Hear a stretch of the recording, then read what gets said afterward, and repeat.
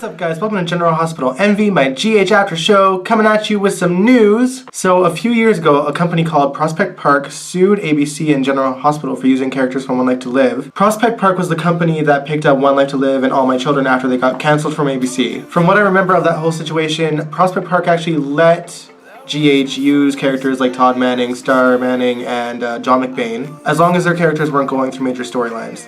Unfortunately, they went through major storylines. They had killed off some One Life to Live characters. They had brought even more characters onto the show and gave them storylines. Pretty pivotal ones that would affect what their characters do on the actual shows on Prospect Park. So because of that, GH was sued. The show had to actually usher off all the characters of One Life to Live all at once and then never speak about them ever again. The characters Star and Michael were together as a couple. Once they ushered her off the show, they broke Michael and Star up through a phone call, but no one could actually say the character's name. She was just Michael's girlfriend, Michael's ex-girlfriend. John McBain became that cop that got stabbed by Lucy when she thought he was a vampire, and I don't even remember what happened to Todd. As a result of this, we got 3 new characters played by those same 3 actors: Kiki Jerome, Silas Clay, and Franco. For me, this was pretty daunting. I'm not gonna lie, I was not a fan of the One Life to Live characters coming onto the show. There were talks of GH becoming a hybrid soap. Given the fact that GH was on the brink of its 50th year, I did not appreciate One Life to Live characters getting a lot of storyline. Needless to say, I was relieved when they were ushered off the show, but I was so disappointed that they brought Todd on as Franco. I was like,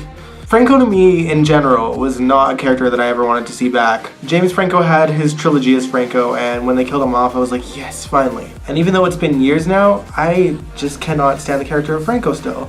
They've tried to redeem him over and over, they've written storyline after storyline and rewrite after rewrite with him, and it doesn't work for me. It's been a train wreck from start to now. Now the lawsuit has been dismissed. ABC once again has the rights to One Life to Live and All My Children. So part of me is like, well, I kind of wouldn't mind Todd Manning back over Franco, but at the same time, I don't want One Life to Live taking over GH again. With all due respect to the One Life to Live and All My Children fans, I don't want to see those characters. I don't know anything about those characters, and I don't want to know anything about those characters. There was a reason why I didn't watch those shows. I didn't like them. I'm actually curious to know what you guys think of the matter. Would you be okay with One Life to Live characters coming back? Do you guys want to see General Hospital turn into a hybrid soap that involve All My Children characters and One Life to Live characters? Or are you just General Hospital fans that would rather just see General Hospital? You guys know where I stand. I want to know where you stand. So now on with my favorite highlights of this week's General Hospital. First of all, Hayden finds out this week that she unfortunately has the same disease Dr. Finn has. She just sort of brushed it off to Finn and Tracy. She's like, it is what it is, kind of laughed about it. She's like, I'm going to work, I can't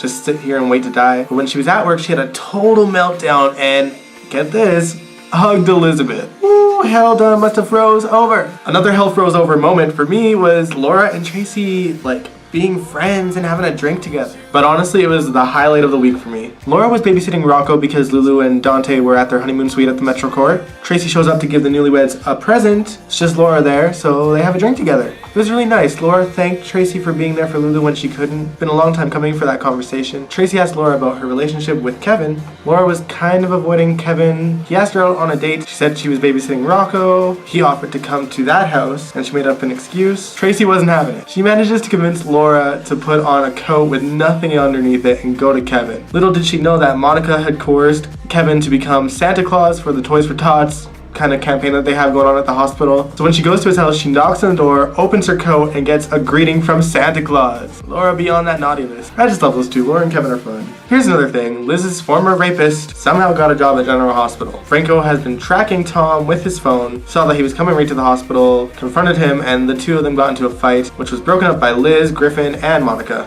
Monica threw Tom out and then threw Franco out, and I was like, thank you, Monica. Thank you so much. It was a good week for the vets on GH. I loved it. Speaking of vets, let's talk about Anna and her bizarre relationship with Valentin Cassadine. He knows the apparent WSB code, which I'm not going to say in Latin. Basically, they turn a phrase with something to the effect of, open your eyes. We also see what's in that folded photo of Anna that he has. He unfolds it, and there's literally nothing beside her. It's just the World Secret Bureau logo. I was like, really?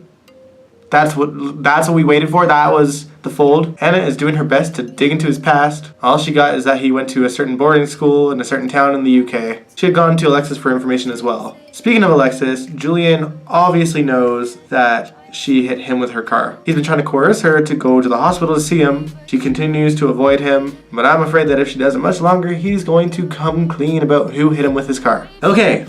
I've avoided talking about this as long as possible. Sunny and Nelle. Nelle made Sunny think that she slept with him. She did the waterwork, said, please do not tell Carly, and then she's like, well, maybe we should tell Carly, and then she was like, maybe we shouldn't tell Carly. But she recorded the conversation between her and Sunny. I just want to know who she's actually after.